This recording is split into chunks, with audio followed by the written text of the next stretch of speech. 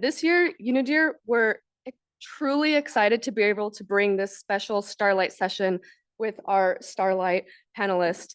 It's an effort really to break the mold and find creative ways to feed into governance discussions, and really explore how storytelling can help policymakers and the broader public bridge these technical and complex things that we're talking about with imagination and progress and hope even.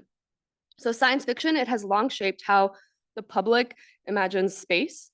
And the session's going to explore that, whether narrative tools, they may offer new ways to make sense of emerging space security challenges and navigate uncertainty. So I really want to welcome our Starlight speaker, Jin Fang. Her bio was said, but let me elaborate a little bit more because she did earn her undergraduate and master's degree in astrophysics from Tsinghua University in China, where she also discovered her passion there for science fiction writing. Since 2006, she has published 3 full-length science fiction novels and 3 short story collections as well.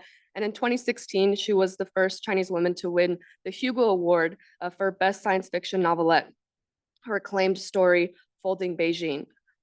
So her recent works explore the relationship between human civilization and the broader universe civilization system, as well as potential threat of future global conflict and war. And alongside her literary achievements, she also holds a doctorate in economics from Tsinghua University. So imagine finding the time to do all of that. And she works for the China Development Research Foundation, and as Chelsea mentioned, is founder and CEO of Beijing Space-Time Culture and Technology Incorporated. So I am exhausted just thinking of all the amazing accomplishments and still finding the time right when I cannot even get to working on my PhD classwork. But I say all of the background because I want to use it as this segue to get into the conversation, because you have such this unique background moving between astrophysics, economics, research, and fiction writing. So policy work, like space itself, it requires cross-disciplinary lens. And I'm hoping, you can tell us, how do you see yourself navigating those different worlds? And how do you think of yourself? Do you think of yourself as a kind of science communicator, bridging these different experiences? Or do you see yourself differently? Can you speak to us a little bit about that? I define myself as a curious person. I'm really a curious-driven person. When I was young, when I was little, I hoped to find out the truth of the universe. So I applied to the physics department and especially astrophysics to learn the nature of all the physical world. After that, when I was in the university, I often go to the other departments for some lessons, and I found I'm also curious about the truth of the society.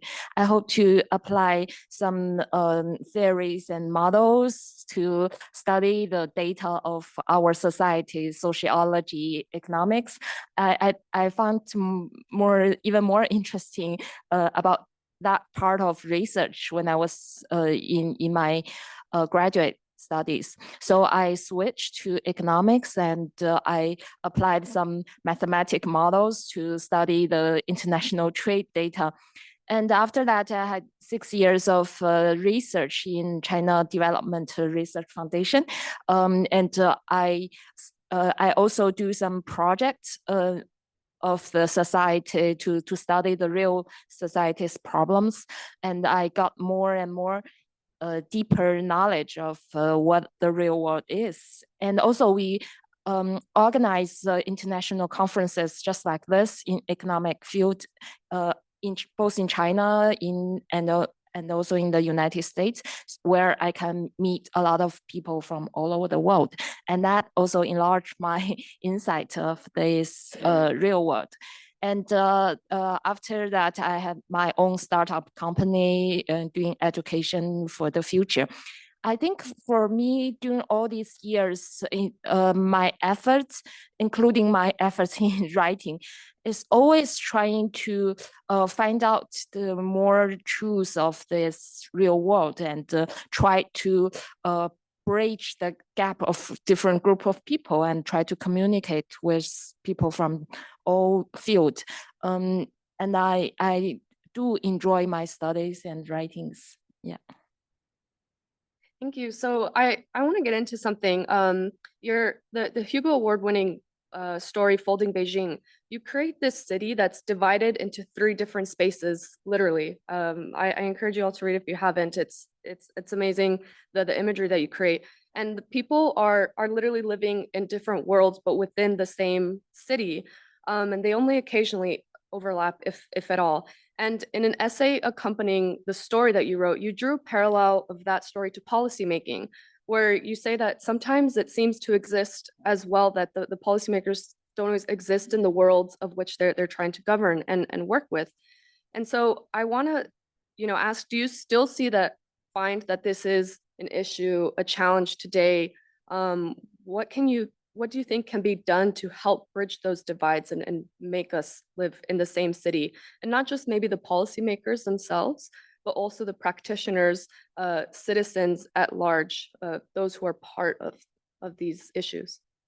When I wrote the story Folding Beijing, I just started working in China Development Research Foundation, and we organized a large conference in China and invited all the policymakers, economists, and entrepreneurs coming to Beijing to discuss a lot of important issues there. And I found out and all these people are those big names in the world.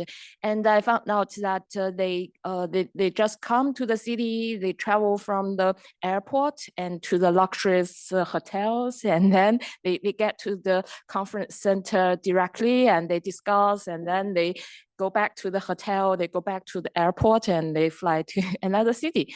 And so to me, at that time, I was really only a young student. I live in the suburb of Beijing. I found out that all these policymakers, all these entrepreneurs, economists, they are just so busy traveling around the world, and just from one conference to another conference, from one airport to another airport, from one five-star hotels to another five-star hotels. And then they discuss all the important issues and policies related to all the everyday life to ordinary people. But they are so busy that they even don't have time to meet those ordinary people. But they talk about the interest rate, the currency policy, and the trade policies. All these policies are related to ordinary people's life, but these policymakers are just too busy to meet those people. So that's the first time feeling that I feel that it seems there's the separate worlds. The policymakers never meet ordinary peoples.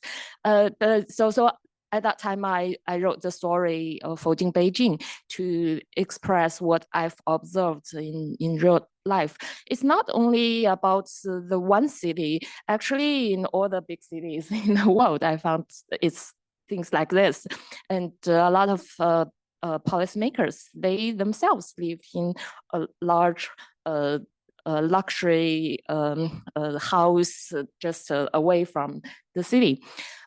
So at that time, I'm thinking about how we can make the policy making really related to real people's life, making it's more inclusive and represent more people's real opinion. I think in the future, technology can really help a lot, because now we have the internet, we have all the other things to bring together the opinions. However, I think more efforts from the policy side should be made to more actively to listen to more people's voice. And also we need more channels for a different group of people to talk to each other more frequently, because the more separation you are, the more misunderstandings you have. And also the people from different countries, we have a lot of misunderstandings of each other. So the government, the policymakers should make more efforts to bring people together, just to have dialogues and to help each other to understand the real opinions of the other people.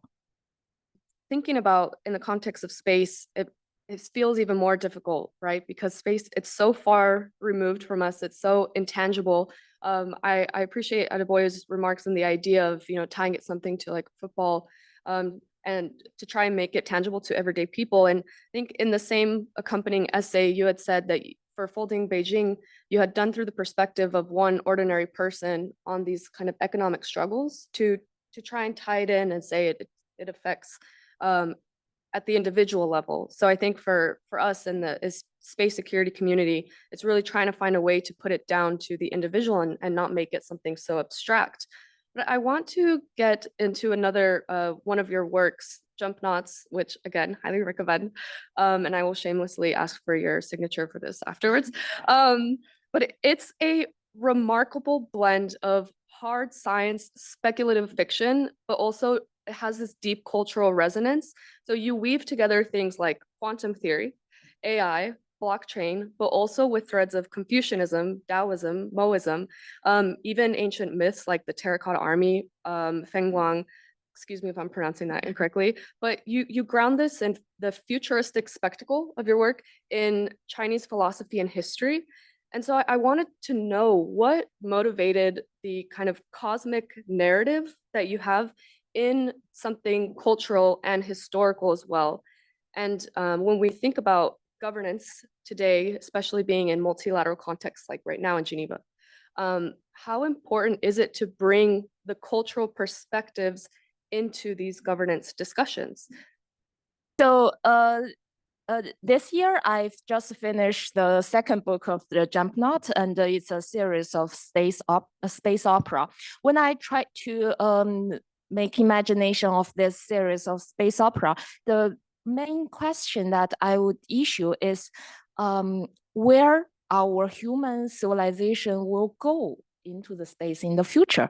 So for this question, where we go, I need to think about where we come from. So I read a lot about the origin of human civilization, not only our Chinese civilization, but also the civilization of each country, each race in the world. At least we know now we are all Homo sapiens. So we are actually a large family of different ethics. So I read the history of human society, about the origin of a civilization of human society. And then I realized that when we face the issue of going out into the space in the future, we need to go back more to those philosophical debate era. In China, it's 500 BC, as well as in ancient Greece. We have a lot of philosophers at that time, the Confucius, Mozi, and Plato, Aristotle, and as well as Buddha. So at that time, it's the early period of all the civilizations in the world, and there are a lot of active debate, a lot of personal ideas of how we should live together in the society, in the world, and what is the meaning of life, what is a good society, a lot of that kind of debate.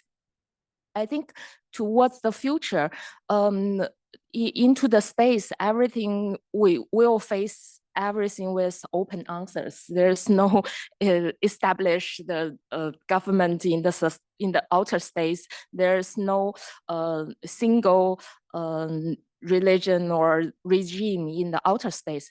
And perhaps we need to go to another era of a lot of philosophical debate from people of all the societies, all the ethnic groups, and for people always open heart, open mind. We need to discuss for another time, what is the meaning of life for human? What is the meaning of a good society for all the human citizens. Then we need to discuss and how to cooperate with each other, even we have different backgrounds with all the diversities, but we need to make dialogues with each other. We need to formalize some new rules to a better society into the universe. And it's completely different with the what the ordinary life on Earth, but we need to face that issue with all the people in the whole world. So when I wrote the story Jump Not, I let 4 ordinary young persons to get into the universe to face the alien civilizations. And during this process, they started to discuss all philosophical questions in the universe. And in the later series of this book, I hope to bring more ideas and more discussions of this issue in a context of global turmoil and global challenges. I hope that for the old wisdom can still shed light for us nowadays. And I want to get or just reiterate some of that, because in Jump Knots, I find it fascinating to paint a picture. Yes, you have your characters that go up into outer space and they're in this alien ship. And one of the fantastical things that you think of is these holographic kind of movies through electromagnetism, where trials and tribulations of our characters, they manifest them through themselves, right? So it's this kind of journey that's both testing the characters. For me, it really thinks to something that Emily said in her remarks and in her video, that space could be a mirror to us humans now, right? These governance frameworks, what we're doing, we take up the baggage of what it means to be human down here. We take that with us into space as well. And so I find it, wonderful that you present this, that mirror to us within the story, but also how much you ground the philosophical workings between the conversation of your characters. But I think it's more of a lesson too to all of us of how much do we need to bring in these philosophical and ethical debates within the conversations that we're having here. Jonna's remarks yesterday as well on data ethics, I think, should be celebrated, and more of this kind of conversations need to be happening. So one of the other things that makes your writing so compelling is the way that you're really blending these big ideas in science and technology with the human imagination. So like I said, we have quantum theory that you talk about digital doppelgangers that you make up, electromagnetic interference, you have space tourism, a lot about blockchain, mini drones, super AIs. It's incredible.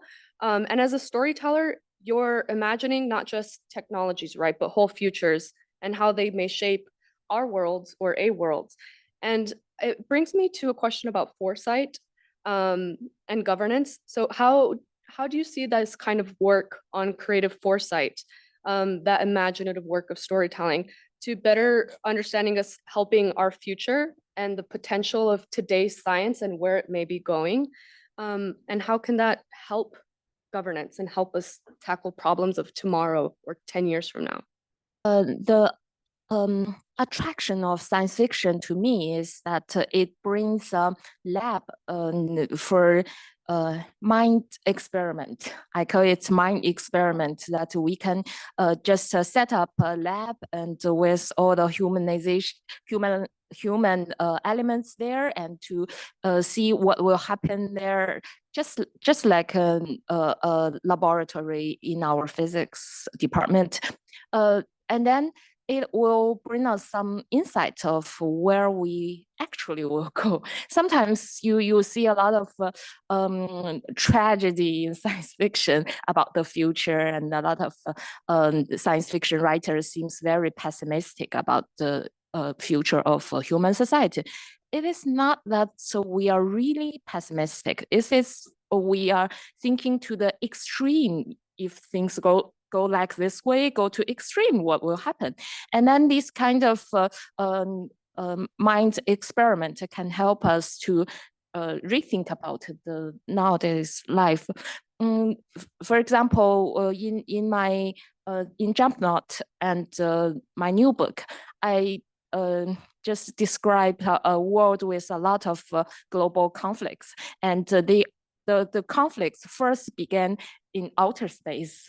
They are the satellites who competition with each other, and when people get to the moon, it's like the people, the different countries are just grab the land and the resources without the regulations and laws there. So the first, there are conflicts in outer space and on the moon, and then those conflicts has passed back to the Earth, and it starts the more conflicts and among countries on Earth. So that is kind of bad sad imagination about the future. But if we don't have these kind of preventions, then we might see that come true someday, and we might see a lot of new military conflicts and even the war in outer space among different parts. So, and then if we think about that kind of situation in the future, then we can realize the importance of the beforehand regulation we need to do today, and also about the dialogues and about the human cooperations altogether today. So I do hope that for the efforts of science fiction writers, we can really give some hints to people in nowadays world. I want to ask a couple of questions, but we will open as well to audience and online. So just letting you know, if you have questions that you want to ask, you'll be free to do so shortly. But I want to bring up this balance, because you're talking about science fiction and it pushes us to the edge of thinking of what could be. And it's very important for then scenario planning and thinking of different governance scenarios that we would need to make regulation for, as you're saying. But there's this other side as well, right? That if it's too fantastical or if it's too improbable, are we pulling attention away from what's feasible and what should be focused on right now? So, allocating resources, political will towards problems that are more feasible. And because you also have this technical background and scientific background, how do you find that we need to balance the science fiction and those worst case scenarios or those improbable scenarios with things that are likely to happen or that could happen? So how should we be thinking about this? Yeah. When I used to be a science student, I found out that the science community is quite ideal, because when I was a student of astrophysics, we can share our data freely with all the scientists in all over the world, and I can download the data of an observatory satellite freely from the United States and from the European Union's observatory. And it's ideal that we share everything together. It's a global community.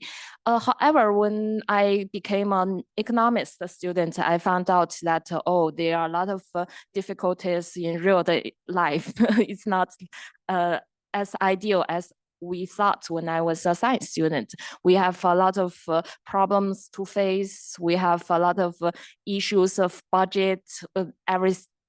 Seems everything need to talk about money. If you don't talk about money, and then everything cannot be done. So when I was an economics student, I realized that we need to get things down to the earth, and we cannot just build another emperor in the outer space just with imagination. It's impossible. So after that 10 years of economics training and research, now I think that we need to put things just one step by one step. Sometimes slow is fast. We need to do things little by little. And also I really hope to encourage more courageous and creative young people to find the better solutions for all the human beings. Because nowadays, when I meet with young people in their 20s and 30s,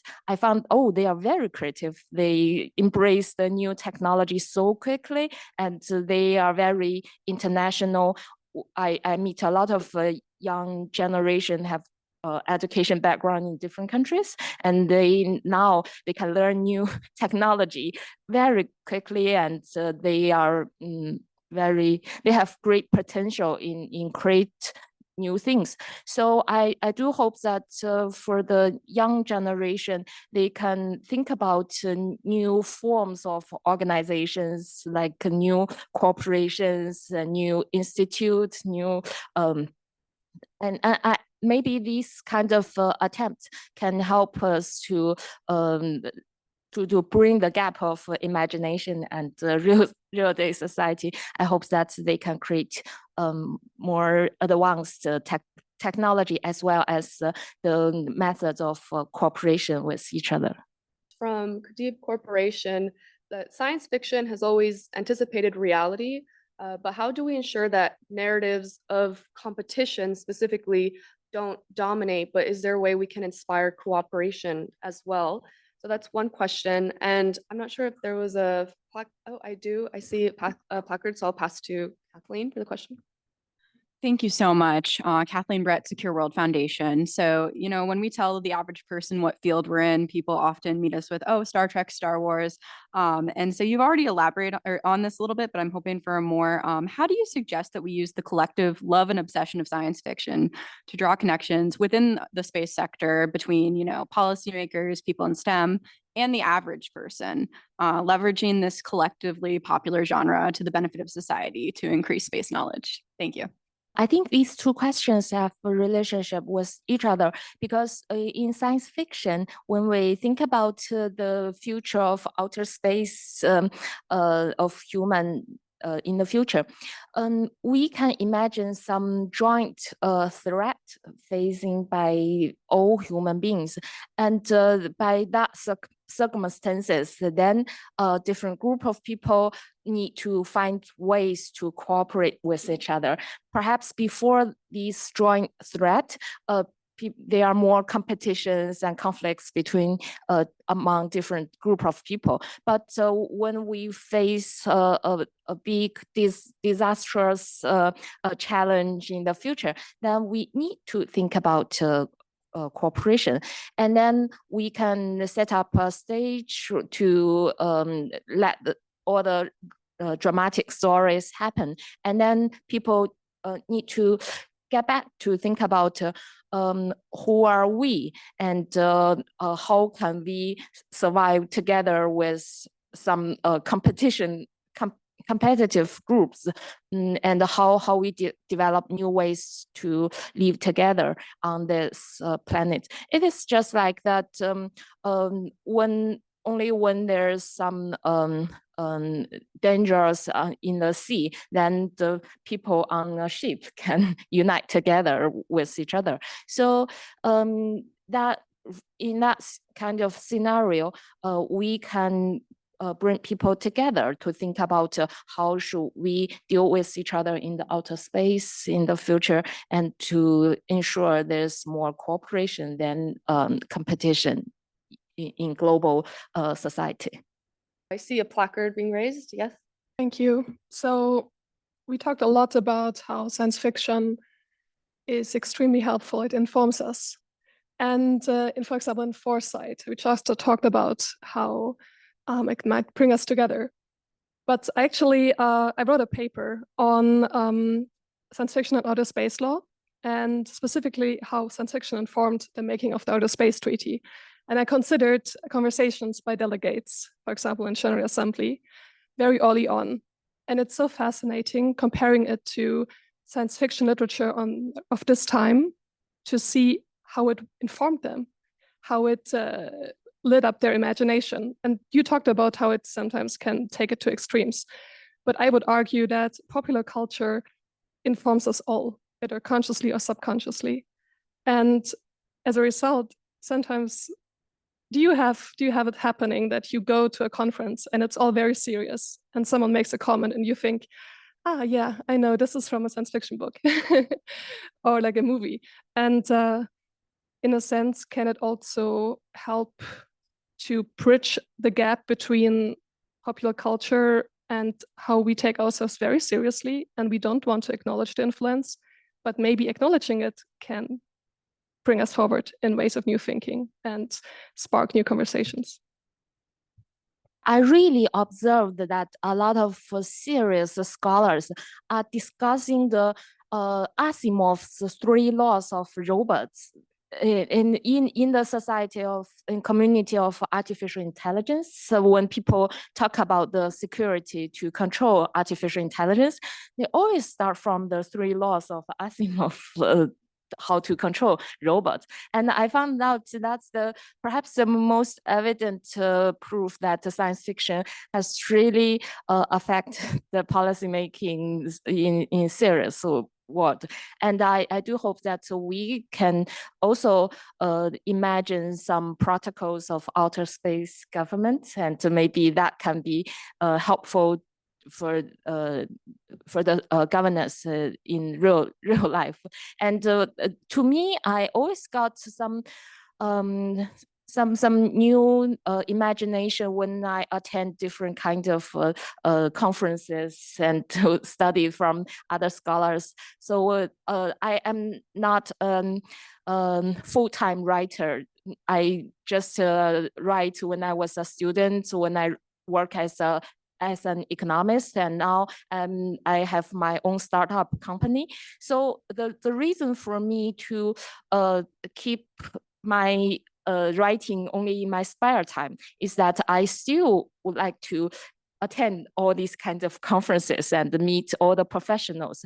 I need to learn a lot from all the professionals, and these are the source of my writing. So I think that the influences are both sides. I learn a lot from the scholars, and I do think that the movies, the TV series, and the literature have influences on the scholars. I think that the more communication for the artists and the scholars, the more good ideas they will come up. For you to think about looking ahead, what role do you hope that storytelling will be able to play either through science fiction or other narrative forms, approach, in terms of influencing governance of outer space? What role do you think that could play going forward? And then we'll have our question. If you could make it brief, please. I live mine of the One Goal Initiative for Governance.